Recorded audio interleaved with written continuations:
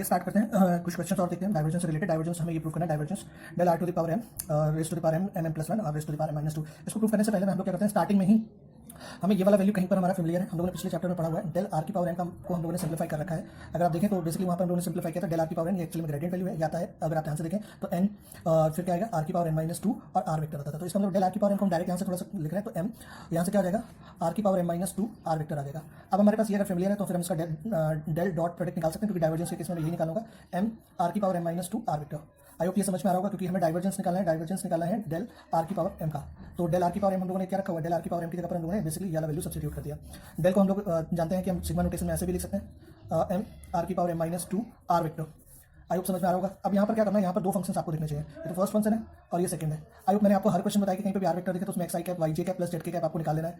डेवर R vector upon डेवर X ये निकाल करके del are upon vector upon del Y, del R vector upon del Z, ये सारे values आपको निकाल लेनी है। तो अगर इसको एक्स के रिस्पेक्ट में करेंगे तो क्या बचेगा, आई। इसी तरीके से आई होप आप दोनों निकाल सकते हैं। यहाँ पर जे बचेगा, यहाँ पर के बचेगा। इसी को हम क्या करते हैं, अगर हम इसको इसका मॉडुलस निकालें और उसका स्क्वायर कर दें तो आर स्क्वायर बराबर होगा x square plus y square plus z square. अगर डेवर आर अपॉन डेवर एक्स यहाँ से निकालेंगे एक्स बाई आर। हर क्वेश्चन में जहाँ पर भी इसी तरीके से वाई बाई आर हो जाएगा, वाई के रिस्पेक्ट में डेवर आर अपॉन डेवर वाई क्या हो जाएगा, वाई बाई आर, और डेवर जेड के रिस्पेक्ट में जेड बाई आर हो जाएगा। हर क्वेश्चन में जहाँ पे भी आर दिखाई पड़े आपको ये पहले से लिख लेना है, ठीक है। अब हम क्या करेंगे, आई के रिस्पेक्ट में इसको सॉरी एक्स के रिस्पेक्ट में डिफरेंशिएट करेंगे, आई वैसे ही रहेगा। अब यहाँ फर्स्ट इंटू सेकंड लगने वाला है, तो हम क्या करें, पहले इसको डिफरेंशिएट करते हैं। तो एम आर की पावर एम माइनस थ्री और I hope m minus two भी यहाँ से बाहर आएगा, ये एम इधर आएगा और एक पावर यहाँ से कम हो जाएगी। ये एम पहले से लिखा हुआ था और आर वेक्टर वैसे ही रहा, और इस आर को फिर से अगर हम करेंगे तो डेवर आर अपॉन डेवर एक्स हो जाएगा, प्लस एम आर की पावर एम माइनस टू वैसे ही रहा और यहाँ से आ जाएगा del R vector upon डेवर X. I hope समझ में आ रहा होगा। अब हमें क्या करना है, थोड़ा सा सिंप्लीफाई कर लूँ मैं, क्योंकि मैंने थोड़ा आगे पीछे लिख दिया डेवर समेशन में आई। अब अगर हम देखें ध्यान से तो ये जो लिखा हुआ है, ये लिखा हुआ है m M minus two are की पावर एम माइनस थ्री, और यहाँ पर इसकी जगह लिख सकते हैं एक्स बाई आर और r vector plus M R की पावर एम माइनस टू, यहाँ से केवल आई वेक्टर हो गया। अब इस आई का क्योंकि हम डाइवर्जेंस निकालें तो डॉट प्रोडक्ट करेंगे, तो अंदर डॉट प्रोडक्ट होते ही ये क्या हो जाएगा, अगर आप देख रहे हैं तो m M minus two are की पावर एम माइनस थ्री। अब डेलिबरेटली एक पावर यहाँ से हम माइनस कर सकते हैं, तो एक्स की पावर यहाँ से फोर भी बोल सकते हैं, इंटू आर वेक्टर। अब मैंने डेलिबरेटली इस एक्स को आई के साथ में लिखा है, एक्स आई कैप। आप जैसे जैसे क्वेश्चन करेंगे आपको आइडिया पड़ता जाएगा क्या करना है, और आई डॉट आई क्या हो जाएगा, यहाँ से वन हो जाएगा, तो एम आर की power M minus two. I hope समझ में आ रहा होगा यहाँ तक। अब हमें क्या करना है, अब हमें बेसिकली इसको एक्सपैंड कर देना है। एक्सपैंड करते हैं तो क्या मिलेगा हमें, एक्सपैंड करने के बाद M M minus two are की power M minus four are vector X I cap. अगर वाई के रिस्पेक्ट में करेंगे तो क्या मिलेगा, वाई के कैप प्लस जेड के कैप। अच्छा मैं पूरा लिख देता हूँ, हालांकि इसको अगर इस सेगमेंट को अगर वाई के रिस्पेक्ट में किया होता तो क्या मिला होता, M M minus two are की power M minus four are vector Y J cap मिला होता। अगर इसी सेगमेंट में हमें जेड के रिस्पेक्ट में क्या मिला होता, जब हमने पूरा किया होता, अगर समेशन नहीं इस्तेमाल किया होता नोटेशन, तो एम माइनस टू क्या मिलता है यहाँ से, आर की power M minus four are vector और जेड के कैप। और ये तो हर एक में कॉमन आता, तो ये एक्स के रिस्पेक्ट में आया तो वाई के रिस्पेक्ट में भी आता, जेड के रिस्पेक्ट में भी आता और वाई के रिस्पेक्ट और जेड के रिस्पेक्ट में भी आता। तो ये तो थ्री टाइम्स आर की पावर क्या हो जाएगा, एम माइनस टू हो जाएगा। अब क्या करेंगे, यहाँ से ये सेगमेंट सभी में से कॉमन आ रहा है तो ये वाला सेगमेंट कॉमन ले लेते हैं, तो m r m minus two are की पावर एम माइनस फोर। अगर हम आर वेक्टर कॉमन ले लें तो यहाँ से अंदर जो आएगा एक्स आई कैप प्लस वाई जे कैप प्लस जेड के कैप आ जाएगा, और ये यहाँ से कॉमन आया, यहाँ से भी, और ये प्लस थ्री टाइम्स आर की पावर एम माइनस टू तो ऑलरेडी वैसे बना रहा। अब अगर हम इसे सिंप्लीफाई करें तो m M minus two are की पावर एम माइनस फोर, ये r vector dot are vector ये भी लिखा हुआ है, तो क्या हो जाएगा, आर स्क्वायर हो जाएगा। डिफॉल्ट यहाँ पर डॉट प्रोडक्ट ही समझना है, तो क्या हो जाएगा, आर स्क्वायर हो जाएगा। जहाँ जहाँ पर वेक्टर और वेक्टर आएंगे तो डाइवर्जेंस के केस में हम वहाँ पर डॉट प्रोडक्ट ही अज्यूम करेंगे। तो ये कितना हो गया, यहाँ से आर स्क्वायर हो गया प्लस थ्री आर की power M minus two. I hope यहाँ से आपको समझ में आ रहा होगा। आर स्क्वायर यहाँ से सॉरी दो पावर और रिड्यूस कर देगा तो ये जाएंगे m minus two plus three r m minus two. अब क्या करेंगे, अब हमें यहाँ से कॉमन मिल रहा है, आर की power M minus two common मिल रहा है, और यहाँ से जाएगा एम। अगर हम इसे देखें यहाँ से तो यहाँ से क्या आएगा, अच्छा इस कैलकुलेशन को अगर आप ध्यान से देखें, यहाँ पर एम भी था, हम लोगों ने वो एम मिस करा है, तो वो एम भी रहेगा, तो यहाँ से एम भी कॉमन आ जाएगा, तो m minus two plus one आएगा। आई होप यहाँ से आपको समझ में आएगा, एम आर की पावर एम माइनस टू और एम प्लस वन बचेगा। बहुत केयरफुली करना इन क्वेश्चंस को, क्योंकि इन क्वेश्चंस में कई बार कॉमन लेने में दिक्कत हो जाती है। आइए एक और क्वेश्चन ट्राई करते हैं, इससे रिलेटेड है, लगा करके करें। अब हमें क्या करना है, एक एक पार्ट को हम पहले सॉल्व करते जाते हैं। पहले हम डेल वन बाय आर यहाँ से निकालते हैं, तो डेल वन बाय आर अगर हम निकालेंगे तो क्या हुआ, समेशन के अंदर रखेंगे I del by del X one by R. अगर इसे सिंप्लीफाई करेंगे तो क्या मिलेगा, समेशन आई आर की पावर वन, तो इसका तो हो जाएगा minus one upon R square del are upon डेवर X, ये आ जाएगा। अगर इसे और थोड़ा सिंप्लीफाई करेंगे तो आई कैप बाहर रहा, तो minus one upon R square, ये एक्स बाय आर हो जाएगा।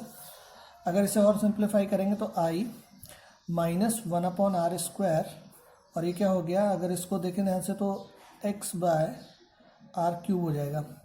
अगर यही पैटर्न में अगर इसमें मल्टीप्लाई करते हैं, डॉट प्रोडक्ट करेंगे तो क्या मिलेगा, one upon minus one upon r cube सब में से कॉमन मिलेगा, और मिलेगा एक्स आई कैप वाई जे कैप प्लस जेड के कैप। अगर हम समेशन ओपन करेंगे तो इसको लिख सकते हैं minus one upon r cube into r vector. अब हमें ये सेगमेंट मिल गया, अब इसमें बी का मल्टीप्लाई करना है, तो b dot del one by r की अगर हम बात करेंगे तो बी वेक्टर डॉट बी, इसकी जगह पर क्या मिला हुआ है, हमें मिला हुआ है one upon minus one upon r cube into r vector. तो सॉरी, यहाँ पर कोई भी साइन नहीं होगा, यहाँ पर कोई डॉट और, क्योंकि एक स्केलर और वेक्टर क्वांटिटी है, तो ध्यान में रखिएगा। अब ये जो डॉट प्रोडक्ट है, ये स्केलर क्वांटिटी को बाहर निकाल लेते हैं, -1/r³ बाहर निकल आया, तो B vector dot are vector हो गई। अब क्या करते हैं, अज्यूम कर लेते हैं, लेट कर लेते हैं, बी वेक्टर जो है हमारा b1 i cap, b2 j cap plus b3 k cap है, और आर वेक्टर को अज्यूम कर लेते हैं xi cap plus y j cap plus z k cap. तो B vector dot are vector जो हो जाएगा वो हो जाएगा b1x plus b2y plus b3z। यहाँ पर इसकी वैल्यू रख लेते हैं, तो b डॉट डेल 1/r का जो वैल्यू हो जाएगा -1/r³ b1x plus b2y plus b3z हो गया। ये लेट किया हुआ हम लोगों ने। अब क्या करना है, इसका डेल के साथ में देखिए ध्यान से, कोई भी यहाँ पर बीच में आपको कोई भी डॉट या क्रॉस प्रोडक्ट नहीं दिख रहा है। इसका मतलब ये अंदर की क्वांटिटी कैसी होनी चाहिए, पूरी स्केलर, क्योंकि ये क्या निकाल रहा है, ग्रेडियंट एक तरीके से। तो हमें यहाँ पर भी कुछ नहीं दिख रहा है ऐसा कुछ, ये सारी स्केलर क्वांटिटी है। तो निकालते हैं del B dot del 1/r। अगर हम कैलकुलेट करें तो बेटा क्या मिलेगा, तो अगर ऐसे देखें तो समेसन के फॉर्म में लिख लेते हैं i डिवर x, और पूरे फंक्शन में लिख लेते हैं -1/r³, और यहाँ से था b1x plus b2y plus b3z। अब इसको x के रिस्पेक्ट में डिफ्रेंशिएट करते हैं। अगर इसको x के i बाहरी था, x के रिस्पेक्ट में डिफ्रेंशिएट करेंगे तो देखिए क्या हो जाएगा, ये तो माइनस पहले से ही था, तो माइनस माइनस यहाँ से हो जाएगा प्लस, यहाँ से 3/r⁴। आई होप इसका समझ में आ रहा होगा आपको।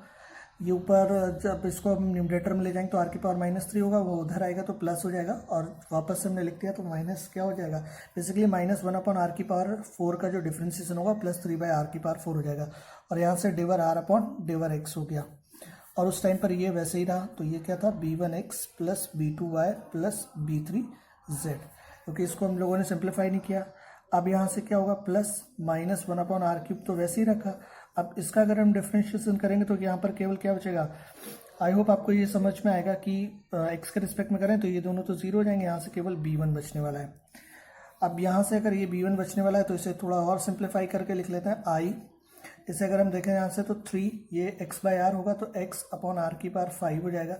इसको वापस से इसी फॉर्म में लिख लेते हैं, तो हो जाएगा, क्या हो जाएगा, b vector dot are vector, ये b vector dot are vector, और माइनस यहाँ से अगर आप देखें ध्यान से तो ये कितना हो जाएगा बेटा, यहाँ से हो जाएगा -b1/r³ हो जाएगा, b1/r³ हो जाएगा।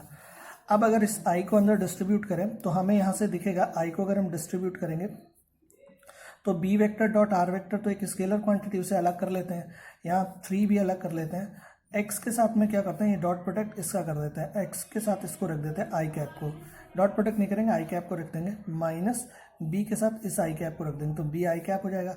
अपॉन में r⁵ था, इसमें r क्या था हमारे पास 3 था।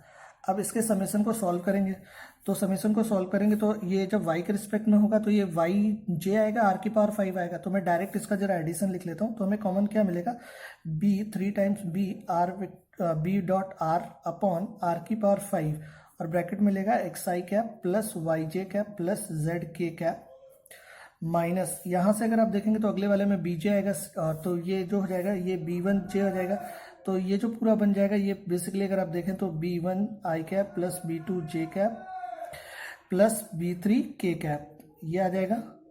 अपॉन में क्या आ जाएगा, यहाँ से अगर आप ध्यान से देखेंगे तो r³ आ जाएगा। अब अगर इसको अगर हम, ये r³ आ जाएगा, देखिएगा ध्यान से, अगर इसको सिंप्लीफाई करेंगे आप, देखिए क्या होगा, यहाँ से ये b1 था तो ये b1 यहाँ से तो था, i जब डिस्ट्रीब्यूट होगा तो b1 i कैप आएगा, तो y के रिस्पेक्ट में करेंगे तो j आएगा, z के रिस्पेक्ट में k, माइनस साइन कॉमन ले लिया तो कुछ इस तरीके से लिख सकते हैं। तो इसको लिख सकते हैं 3b dot are vector upon r⁵।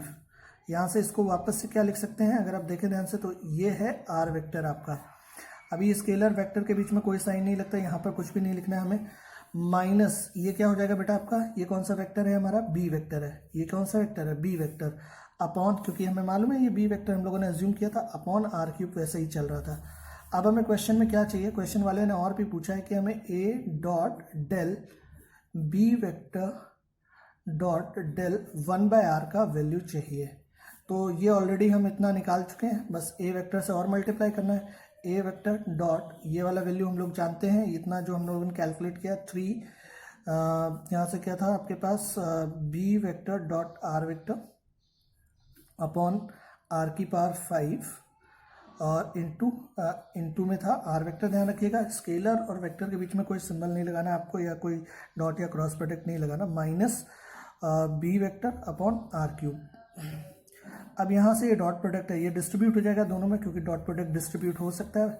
तो जब ये डिस्ट्रीब्यूट होगा तो ये डॉट प्रोडक्ट, ये तो स्केलर क्वांटिटी तो वेक्टर वाले के साथ में जाएगा, तो ये क्या हो जाएगा 3b dot are vector upon are की पावर 5, इसको एक साथ लिख लेते हैं, a डॉट आर वेक्टर इसको एक साथ लिख लेते हैं, minus a dot b upon r cube इसको एक साथ लिख लेते हैं।